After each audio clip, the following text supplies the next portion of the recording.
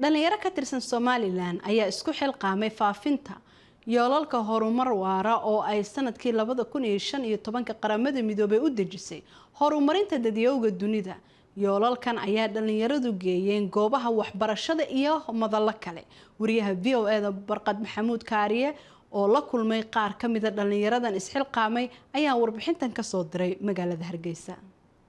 yoolasha horumar waara ama waxa afka qalaad lagu yiraahdo Sustainable Development Goals waa 17 yool oo qaramada midoobay dejisay sanadkii 2015 kuwaas oo siyaabo kala duwan u taabanaya nolosha dadyowga dunida.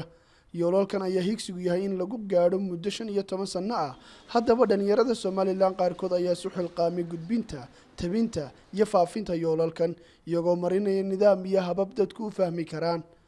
Fadxi Baashi ayaa ka mid ah daayarta arintani dhabarka u ritay waxaana weydiiyay yoolalkan waqtigii la dejiyay 3 sano laga joogo iyo habka ay nolosha dadka ku dhaqan Somaliland ula xidhiidhaan. 15 sano imika waxa tagtay 3 sano marka sababtay ku kalifteen aan curiyo barnaamijkan ama programkan waxa weeyaan in dadkii wacyigelinta wada gaadho waxa jiray yoolalka hore ee 8 gool ahaa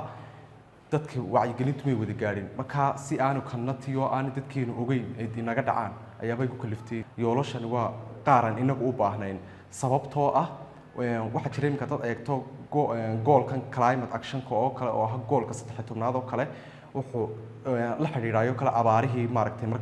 marka dhinaco wax weeyaan waa caqabad xoog inoo hayso sanad kasta inuu soo noqotaa marka dhinaca la sii eego hadii aan yoolka inaan iska xakamayno kale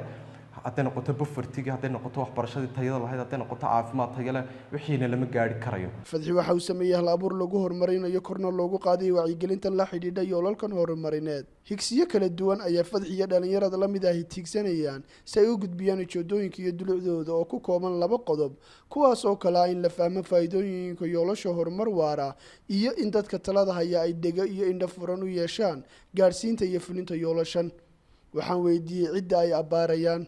walaal ilaa imika waxaan abaarnay waxa jira ardayda iskuulada dhigta iyo ardayda jaamacadaha dhigta iyagana miitina u sameeynay waxa kale iyagana aan ku soconaa oo doonayna u qabano iyagana kulamo hadday noqoto qaybaha kala duwan ee bulshada hadday noqoto civil society hadday noqoto culimada hadday noqoto haweenka iyo hadday noqoto dhalinyarada kale bulshada waayo bulshadeena qaybta u badan waa dhalinyar haween marka anagu taa ka faa'iideysanayna ayaaban maaragtay xoog saari doona dhalinyartii haweenka si bulshada ay u sii wada gaarsiiyaan waa maxay yoolasha horumar waara iyo faa'iidada inoo leeyihiin.